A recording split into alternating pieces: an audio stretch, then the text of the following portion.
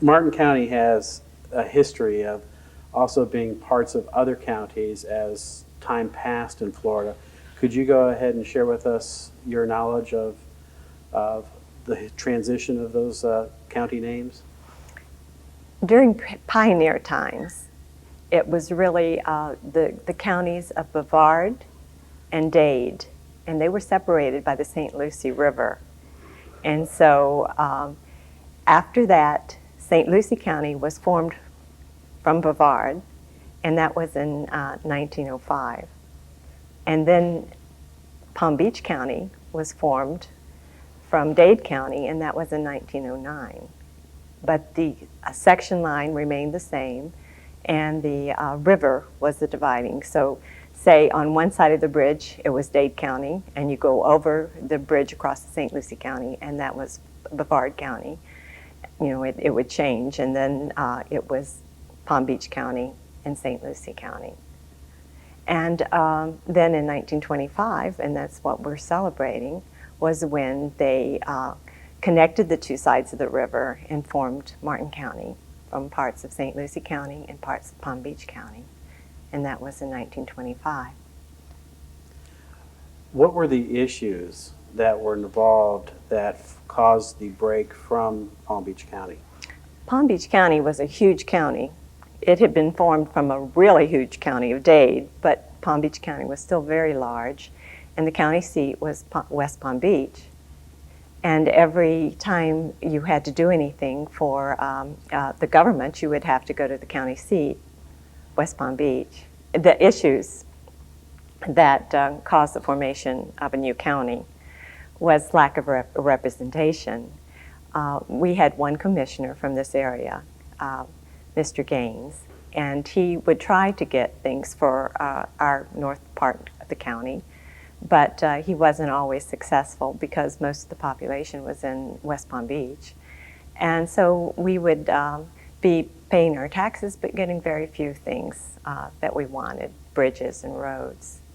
And plus, the boom was happening. And the Florida real estate boom was just a crazy phenomenon. There's never been anything in the history of the world quite like the Florida real estate boom. People were pouring into Florida, and there was frenzied activity of development. There were so many plats filed and so many subdivisions planned, and this was going on in what became Martin County. And every time they would have to file documents, they would have to go to West Palm Beach. And they wanted to not have that inconvenience. It was very hard to get to West Palm Beach in those days in the primitive travel mode. And so that, and then just to be able to rule yourself, they wanted to have their own county. What was the process that was used for them to create Martin County? Didn't they have to have a certain number of signatures from people in Palm Beach? Right. Well, a great deal of politics played into this, and a great deal of kind of falling through on promises. And I really hesitate to say all the names, you know, because I'm afraid I might mispronounce them. But the representative in that legislature from Palm Beach County said, okay, if you get a petition with a huge number of names on it, I will present the petition for a new county or the request for a new county in the legislature. He never dreamed that they would be able to get all the names. But these people that were anxious to form a new county, the New County Division Committee, they were very foolhardy, and they ended up being successful. They enlisted the Women's Club to help go from door to door. And they got in excess of the number of signatures, and it was something like 4,000, and very few people in this area. That was far more people than were in the area that became Martin County. But they succeeded, and then when they went back to the man, he said, I really, you know, he didn't do it. He reneged on his promise. But they went to Tallahassee, and these men that were on the committee, they were schemers, they were dreamers, and they succeeded. And they, the leader, I feel like, was Harry Lyons. And of course, Ed Miniger, Sr., who was of the famous Miniger family, had come here and bought newspapers. And he was the one that was determined that this would happen. And he used his newspapers to promote the things that he wanted to achieve, and it worked. So between those two guys, Harry Lyons and Ed Miniger, and then the people that were on the committee, like Jackson McDonald and Warner Tilton and John Taylor, they succeeded. Do you know anything about the situation or the meeting in which they determined what to name the county? In rereading it lately, it said a particular man had the idea. Van Agnews, I think is his name. He was one that was helping them. I don't think we know exactly who came up with that idea, but that idea of naming it after Governor Martin was what really made it successful, because Governor Martin and Mrs. Martin were childless, and this was an opportunity to really to perpetuate their name. And they really acted like Martin County was their child. They were determined that it would be launched successfully, and sent their very best friends to come live here and bring it up in the right way. Judge Canner and Judge Smith came, and they lived here, and they made sure that Martin County was a fine county.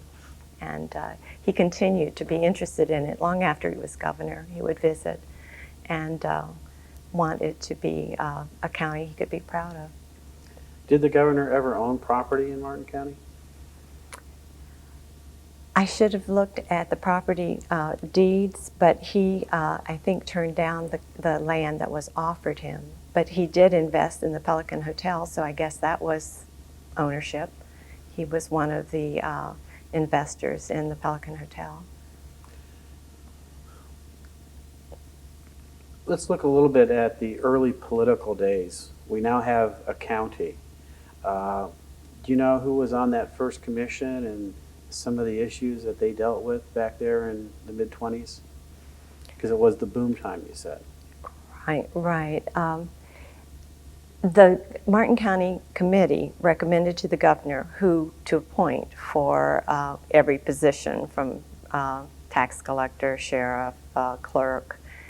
And most of those were followed by the governor, but I don't think everything, because there were some feelings that were hurt and political egos that were injured or something, because you can tell by reading about it that Commissioner Gaines was not in favor.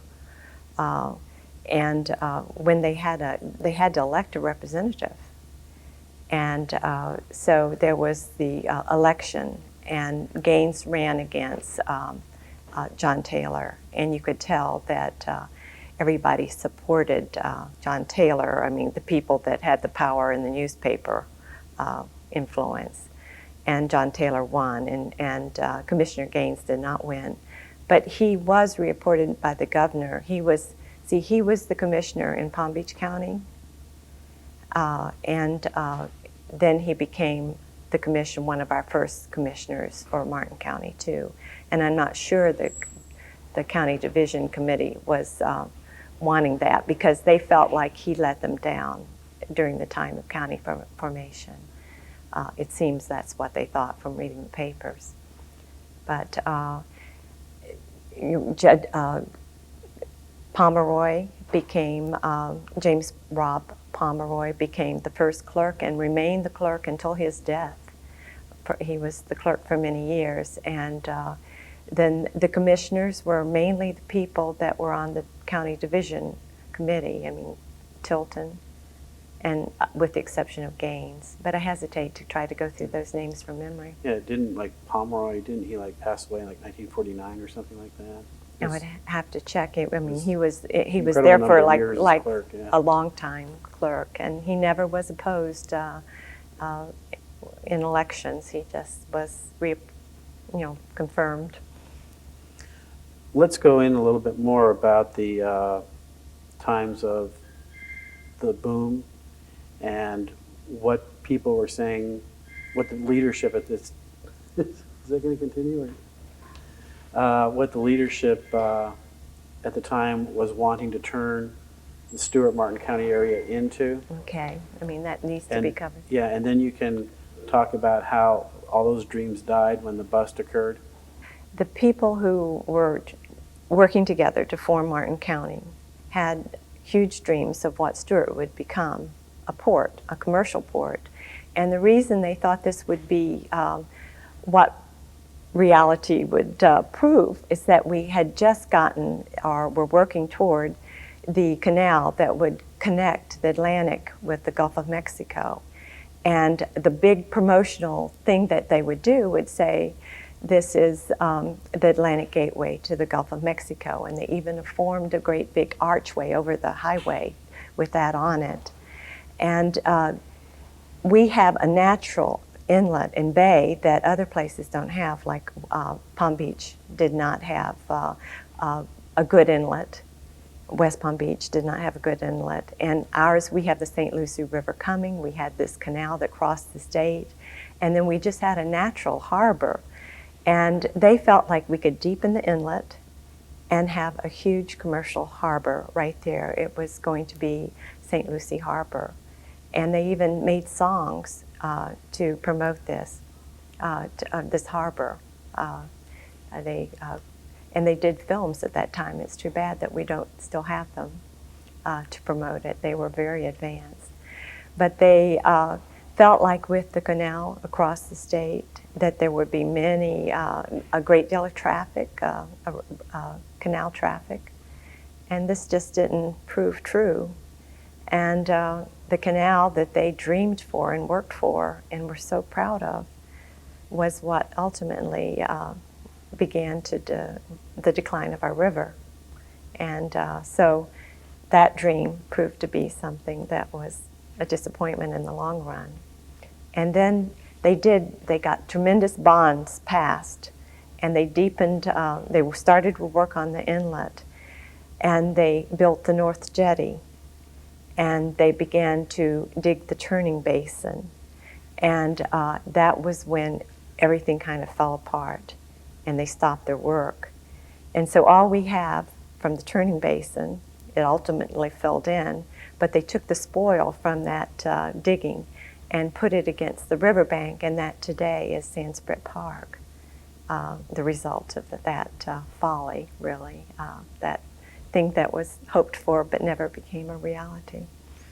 Can you give me a sentence that talks about how their dream of this area becoming the next Chicago or something like that fell apart because of?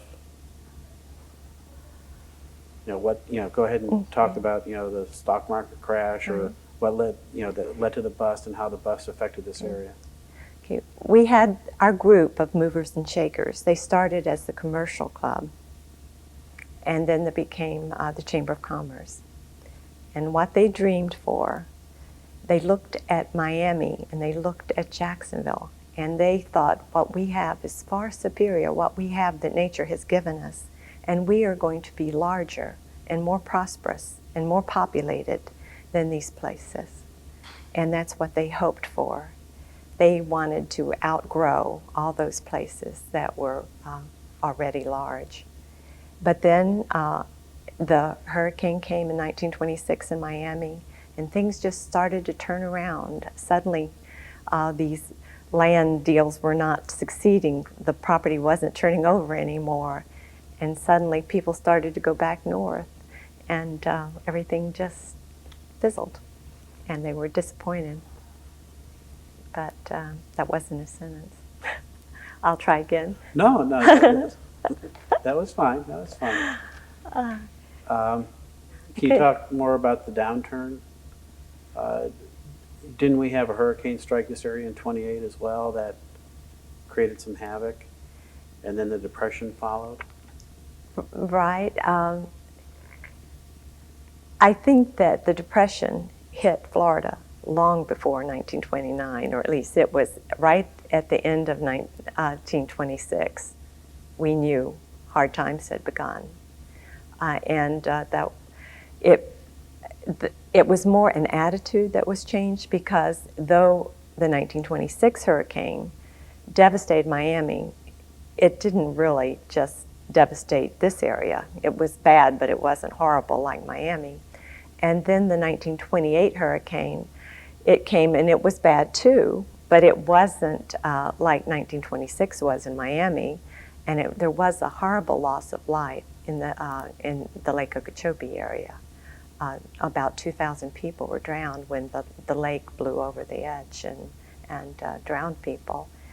But even before 1928 and that happened, things had just started to not work anymore. And the developments, just no one was buying the land, and they just sat fallow. And there were just dozens of developments, and so they were sitting around just with weeds growing. And like right in downtown Stuart, there was one that didn't even have a name. They seemed to almost run out of names. It was called the 47-acre subdivision, and that became Memorial Park.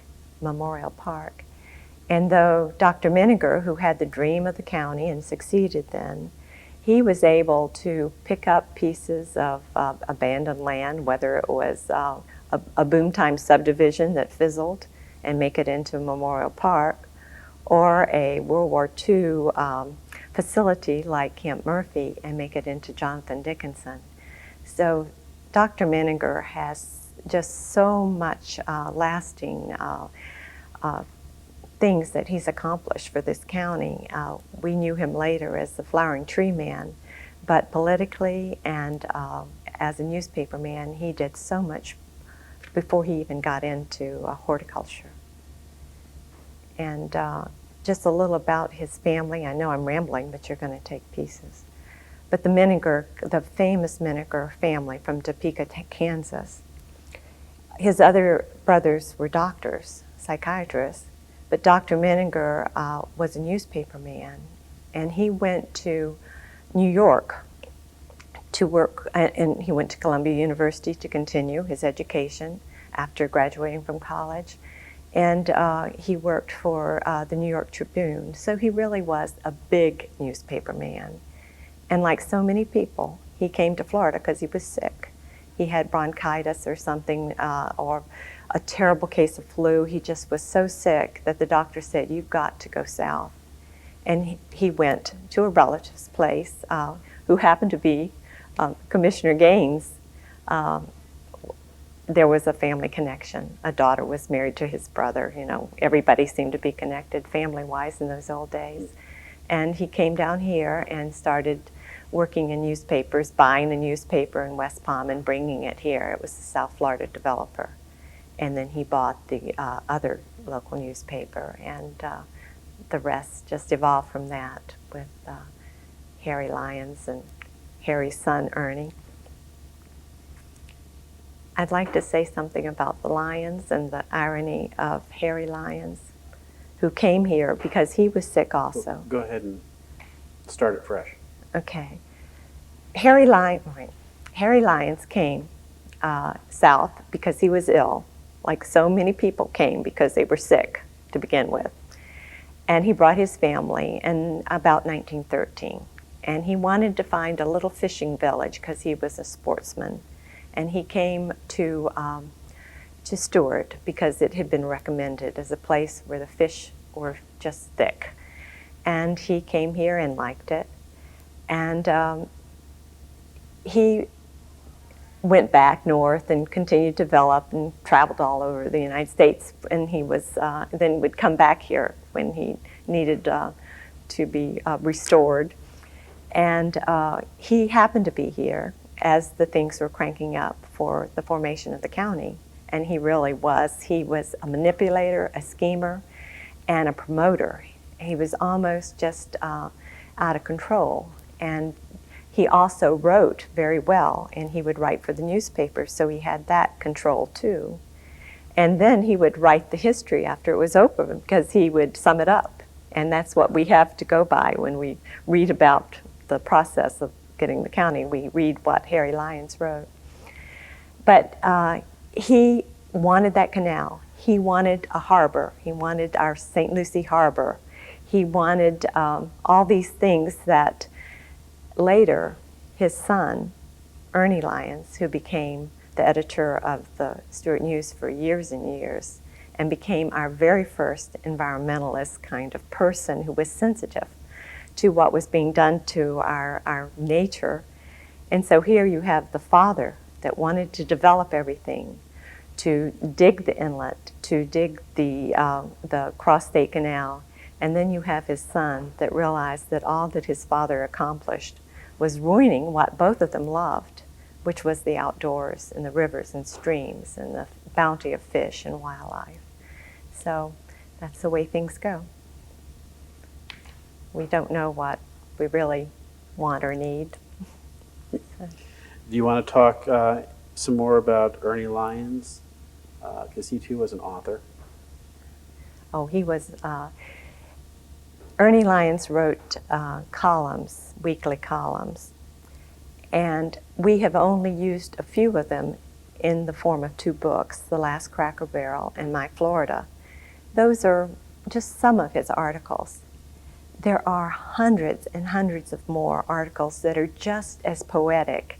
He could write prose like it was poetry.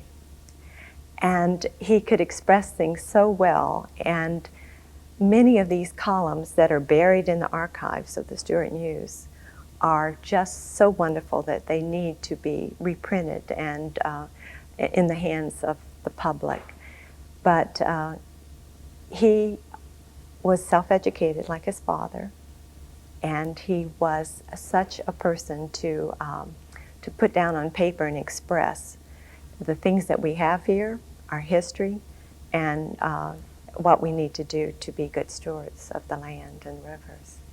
And we're so fortunate to have those 2 men that were writers, Ed Miniger and Ernie Lyons, because we have it all in our newspaper archives, what we need to know and what's happened in the past. I'm going to switch gears a little bit on Sure. you. The famous stage play, Our Town, has that part in it where it talks about, a town isn't a town until it has a cemetery. Mm-hmm. You want to go ahead and talk about the first cemetery in Martin County?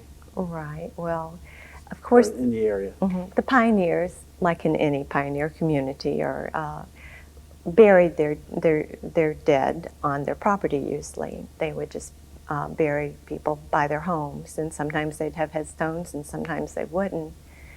And it was Broster Kitchen, I think, who really felt like we would never be a town of any consequence until we had a cemetery.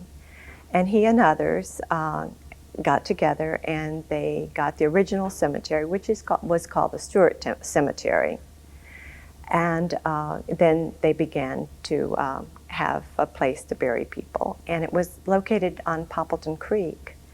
And Poppleton Creek gave them access because the cemetery was created, I think, in 1906, and that was when we still had mainly river traffic.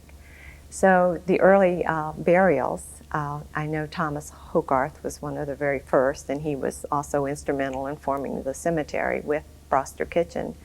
There was another nameless person, a fisherman who drowned and needed to be buried, and so the town made a big festival almost of it, and had a procession down Poppleton Creek with the coffin. And because there are so many beautiful blossoms, and this happened to be, must have been in June or so, because they had royal poncianas and hibiscus blossoms, and really made a very, very beautiful funeral for this person who otherwise might have been in a Pottersville, but he was buried in grand style because he was one of the early ones to be interred in our cemetery. And later it became Fern Hill. One of the women came up with that name, and it was first 2 names, Fern Hill, and today we know it as Fern Hill Cemetery. It's spelled as one word, but it goes back to that early Stuart Cemetery of 1906. The men who went to Tallahassee to accomplish the new county Some of them stayed, and some of them went away, and we've never heard from them locally again. But the ones who stayed, Tilton, who stayed here the rest of his life, and Menninger, who stayed here the rest of his life. Jackson McDonald stayed here, and John Taylor. And then there was a Schumann, and he was like a wheeler dealer, and he disappeared from the scene. In fact, he disappeared with Mr. Menninger's wife. So these things aren't all new. There was a lot of things that were not just hunky-dory in those days. Things that go on today were going on then. And but the ones who stayed, I think I've mentioned. I hope I haven't left anyone out. And the others, there were several lawyers, Getson and Brobson, they left. Because when things the bottom fell out of the boom, there wasn't that much work for everybody. And they often went back to their county of origin, went back home. But those two men haven't been here locally since the formation, and yet they were instrumental that the others stayed. And something that was amusing to me is how these people were multiple things. Like John Taylor was mayor, he was president of a bank, he was a major developer, and he was a representative. And most of these things all simultaneously, the same, doing them at the same time. There were several people like that. Uh-huh. So, which would be illegal today. Yes, many, many things that would just be totally illegal today were acceptable in those days. And I'd like to say, too, that we mustn't look back and think these were the good old days. There was rum running. There were murders. There was a lot of corruption in public officials. I mean, the man who led the parade ended up going to the penitentiary for killing someone, and he was our marshal. He was our lawman. And so there were pool room brawls and murders. There were quite a few people being sent to Rayford during that era. And so it really was a wild and woolly time. It's funny that you bring that up about the marshal, and can we redo that but add his name into it, or do you not know it? Or Paget was his name, his last name, but as I'm talking off, I worry about choosing the wrong name, and that would be terrible. But there are pages and pages, and I have all of them duplicated in a little booklet of the murder trial that from that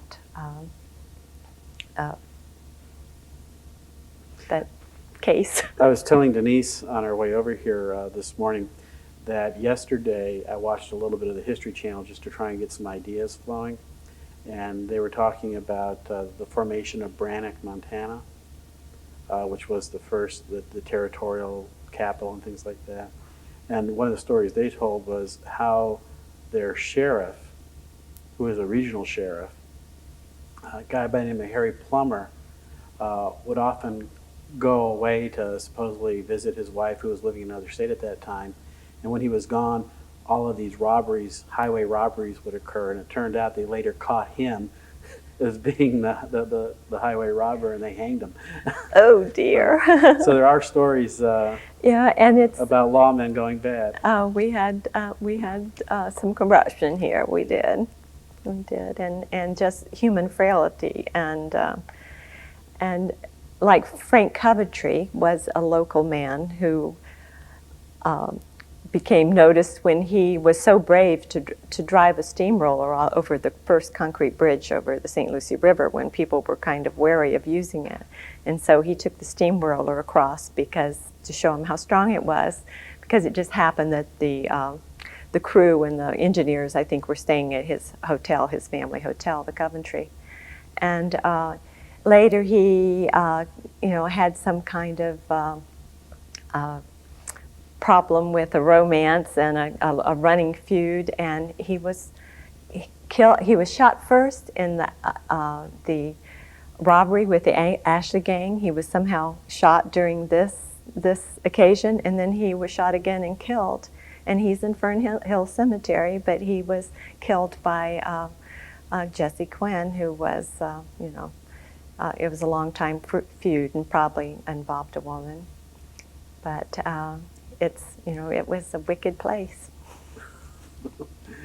Anything else you want to add, Sandy? Oh, I'll probably kick myself for not remembering the proper stuff, but No, this I has been just, great. I don't, I hope you can use things like Isabel Lyons and Virginia Brock, who were young girls marching in that parade. Mm-hmm. And here they're still alive today, and their families had had such an impact locally. And here today we have Rose, whose family, the Roebucks, were just so involved in promoting and building during that boom time. And yet they were a pioneer family, and they adjusted after everything collapsed. They stayed and figured out a way to hold on to land and survive. And then their offspring are still here, living in our community and contributing. But I think also that the people felt like Stuart was so blessed by the river, the great St. Lucie River, and the closeness to the Atlantic and the inlet, and the Indian River that came right along the edge of the Atlantic. And they felt like Stuart and this area, the St. Lucie River region, had more blessings from nature than any place on the face of the earth. And they just thought that it needed to have its own government, its own control, to control its destiny. And it is a very blessed place. They would use in their advertisements, other towns spend millions of dollars to accomplish what Mother Nature has given to Martin County. And those were words of a famous newspaper man, Arthur Bisbane, and they used that quote a lot.